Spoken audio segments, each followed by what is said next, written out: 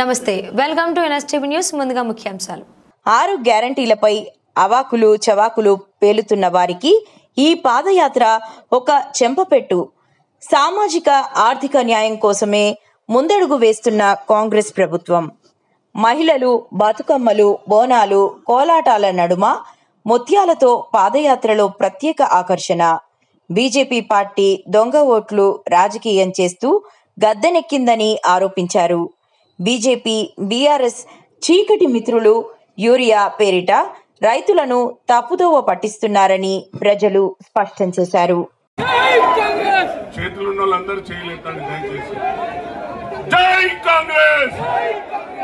ధన్యవాదాలు సోదరులారా. ఈ రోజు మనకు పెద్దలు మహేష్ అన్న అలాగే మీనాక్షి నటరాజన్ రావడం చాలా అదృష్టం. అన్నగారు ఫోన్ చేసి నాగరాజు నీకు నేను ఒక టాస్క్ ఇస్తున్నా, ఆ టాస్క్ ను కంప్లీట్ చేయాలన్నాడు. అన్నా మీరు ఇచ్చిన విశ్వాసంతో నా ప్రజలు ఎలాగైతే టికెట్ ఇచ్చినందుకు గెలిపించుకున్నారో తప్పనిసరిగా ఈ ప్రోగ్రామ్ ని కూడా నేను సక్సెస్ చేస్తా అని చెప్పినాను. కానీ అందరూ కూడా కొంచెం నిరాశగా ఉన్నారన్న. మీరు 2 days ప్రోగ్రామ్ ఇచ్చారు. రేపు మనకు యాక్చువల్గా శ్రమదానం, టెంపుల్ దర్శనం, అలాగే మా కార్యకర్తలందరితో టిఫిన్ చేసి వారితో ముచ్చటిస్తారనుకున్నాం. కానీ మీకు అనివార్య కారణం వల్ల మీకు పైనుండి ఆదేశాలు బీహార్ వెళ్లడానికి కార్యక్రమం వచ్చింది కాబట్టి మీరు రేపటి ప్రోగ్రాం పోస్ట్పోన్ చేసారు. తప్పగా మళ్ళీ మీనాక్షి మేడం అలాగే మహేష్ అన్న మళ్ళీ వచ్చి మన అందరితో ముచ్చటిస్తారు. ఈ విషయం అందరికీ నేను చేతులెత్తి నమస్కరిస్తున్నా. ఎవరు కూడా నిరుత్సాహపడద్దు.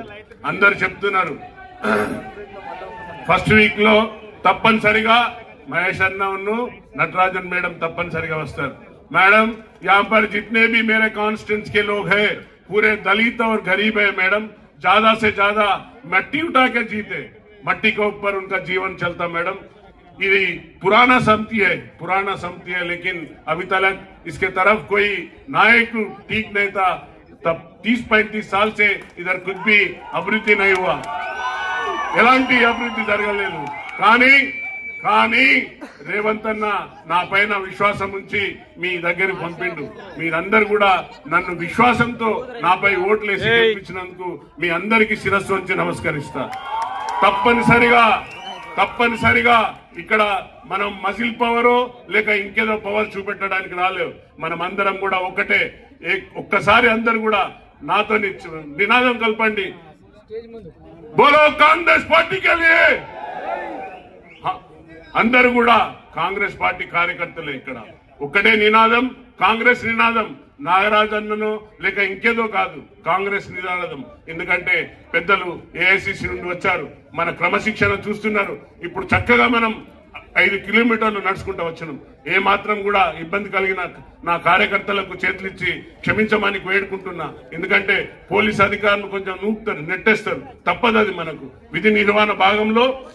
మీ అందరికీ తెలుసు ఇక్కడ జరుగుతున్న కార్యక్రమాలు ఏ విధంగా మనం అందరం ఐక్యంగా ఉండి వర్ధనపేటను అభివృద్ధి దిశలో తీసుకుపోతున్నాం. 200 కోట్లతోని మీ అందరికీ ఇక్కడ ఇంటిగ్రేటెడ్ యంగ్ ఇండియా స్కూల్ ను రేవంత్ అన్న గారు అడగంగానే నాకు శాంక్షన్ చేసిండు. మీ అందరి తరఫున వారికి శిరస్సు వంచి రేవంత్ అన్న గారికి ధన్యవాదాలు తెలుపుతున్నా. అలాగే మిమ్మల్ని గెలిపించుకోవాల్సిన బాధ్యత నన్ను ఎలాగైతే విశ్వాసంతో గెలిపించిండ్రో మీ అందరినీ కూడా నేను భుజస్కంధాల మీద చేసుకొని తప్పనిసరిగా మిమ్మల్ని గెలిపించుకుంటా అని మాట ఇస్తున్నా. మీరందరూ కూడా ఐక్యంగా ఉండాలి.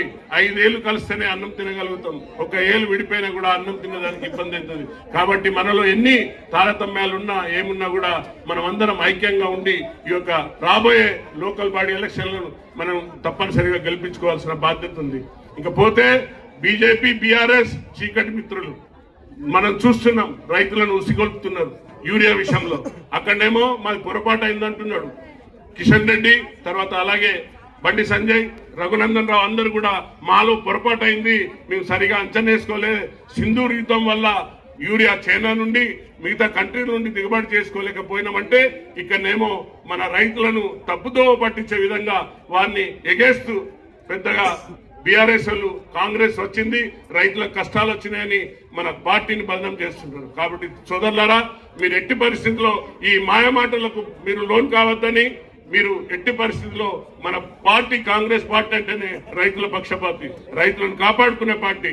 అలాగే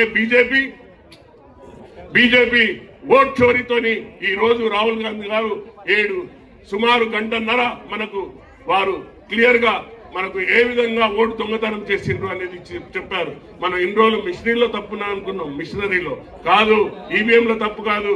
దొంగలు బీజేపీ దొంగలు ఓట్లను ఉన్న కాడ లేని కాడ ఒక ఇంట్లో 40 ఓట్లుగా సృష్టించి ఈ రోజు మన ప్రభుత్వాన్ని మనం రాహుల్ గాంధీ గారిని ప్రధానమంత్రి కాకుండా చేసిన పార్టీ బీజేపీ పార్టీ.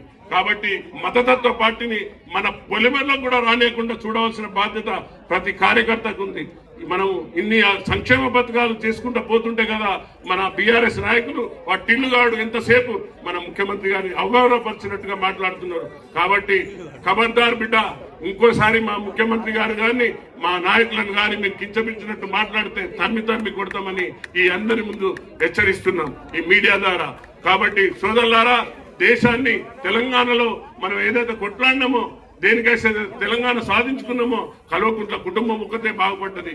కల్వకుంట్ల కుటుంబం సంపాదించిన ధనంతో ఈ రోజు మొత్తం గొర్రెల కంటే హీనంగా వాళ్ళ పార్టీలను నడుపుకుంటూ ఆ దోసుకున్న పార్టీతోని మన పైన దుష్ప్రచారాలతోని సోషల్ మీడియా ఎక్కడో దుబాయ్ అక్కడిక్కడ కూర్చొని ఆ మీడియా ద్వారా మన పైన అనునిత్యం మన పైన దాడులు చేస్తున్నారు. కాబట్టి దయచేసి ఈ యొక్క అవకాశం వచ్చింది మనకు, సుదీర్ఘ అవకాశం.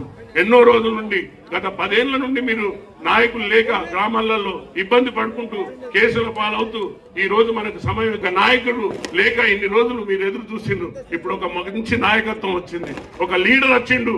బాస్ కాదు, రేవంత్ అన్న అంటే is a leader, is not a boss. Boss ఎప్పుడు ఫామ్ హౌస్ లో పంటాడు, లీడర్ ప్రజలలో ఉంటాడు. రేవంత్ అన్న మన ప్రజల్లో మనిషి. కాబట్టి మన వారి నాయకత్వంలో రాబోయే ఎలక్షన్ లో, ఈ లోకల్ బాడీ ఎలక్షన్ లో మనం అందరం కూడా అన్నగారిని వారికి ఇక్కడ నుండి ఏ విధంగా అయితే నన్ను బహుమానంగా పంపించిండ్రో ఆ రోజు చెప్పిన వర్ధన్నపేట గెలిస్తే మన కాంగ్రెస్ ప్రభుత్వం మన దగ్గర రాష్ట్రంలో వస్తదన్నాం. ఆ విధంగా మీరు గెలిపించింది కాబట్టి ఈసారి కూడా ప్రతి నాయకుని ఎంపీటీసీ జడ్పీటీసీలను ఎంపీపీలను గెలిపించుకునే బాధ్యత మనం అందరం సమిష్టిగా తీసుకొని ముందుకు వెళ్లాలని మనం అందరం కూడా మహేష్ అన్నకు మాటిద్దామా? సిద్ధమా? థ్యాంక్ యూ సోదరులారా. ఈ అవకాశం ఇచ్చిన మీ అందరికీ మరొకసారి పేరు పేరున శిరస్సు వంచి నమస్కరిస్తున్నా.